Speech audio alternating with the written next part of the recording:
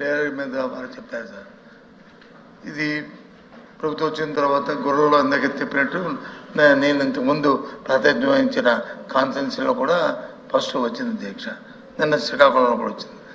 మా దృష్టికి వచ్చిన అంశం ఏంటంటే అధ్యక్ష, ముఖ్యంగా దీన్ని మెయింటెనెన్స్ చేస్తారు. మెయింటెనెన్స్కి వచ్చి కొంతమంది కాంట్రాక్ట్ మెయింటెనెన్స్ ఇస్తాం అధ్యక్ష.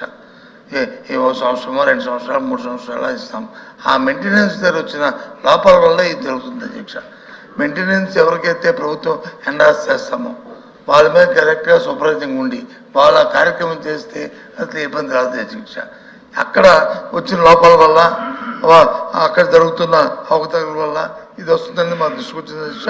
మీ ద్వారా ప్రభుత్వానికి విషయం తెలియజేస్తున్నాం. దయచేసి దాన్ని ఎంక్వైరీ చేసి దాని మీద ఏమైనా ఉంటే చర్య తీసుకుంటే ఇన్ ఫ్యూచర్లో అవి ఉండదనేది నా తాలూకా నాకున్న అనుభవంతో కార్యక్రమాన్ని ప్రభుత్వానికి తెలియజేస్తున్నాను అధ్యక్ష. మంత్రి గారు, అది కాకుండా మనం ఫిల్టర్ బెడ్ దగ్గర నుంచి ఫిల్టర్ చేసిన వాటర్ ఓవర్ ట్యాంక్ వెళ్ళే వరకు కూడా క్లీన్గానే ఉంటుంది. మనం డెలివరీ ఇచ్చేటప్పుడు లైన్ డ్యామేజ్ ఉంటుంది.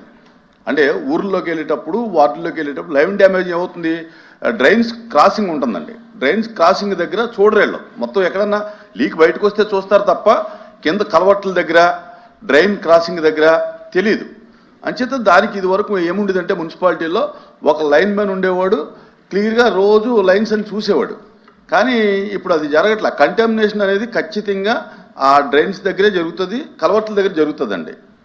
అది మీరు చెప్పిన వాస్తవం అధ్యక్ష. ట్యాంకులో ఫ్లోరినేషన్ చేయడం వల్ల కూడా కంటామినేషన్ వాటర్, తర్వాత పైప్ లైన్లు మెయింటెనెన్స్ లేకపోవడం వల్ల అవుతుంది.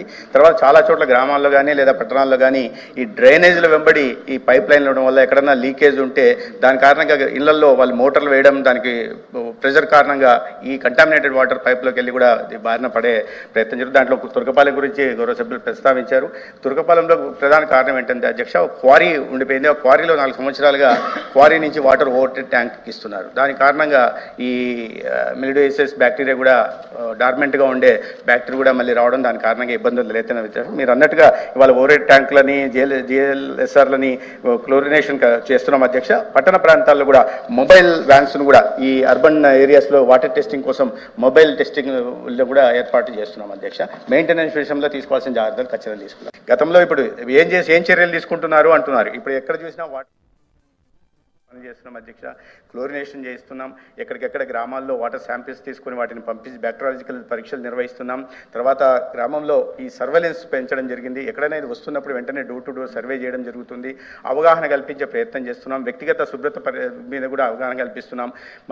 మంచి సురక్షితమైన నీరు అందించడానికి కూడా ఇవాళ జలజీవన్ మిషన్ని మళ్ళీ పునరుద్ధరించి వారి సురక్షితమైన మంచినీరు అందించడం ద్వారా భవిష్యత్తులో డైరియా బారిన పడకుండా కూడా కాపాడే చర్యలు తీసుకుంటున్నాం. ధన్యవాదాలు అధ్యక్ష.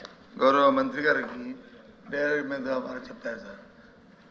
ఇది ప్రభుత్వం వచ్చిన తర్వాత గొర్రెలు అందరికీ చెప్పినట్టు నేను ఇంతకుముందు ప్రాతినిధ్యం వహించిన కాన్ఫరెన్స్లో కూడా ఫస్ట్ వచ్చింది అధ్యక్ష. నిన్న శ్రీకాకుళంలో కూడా వచ్చింది.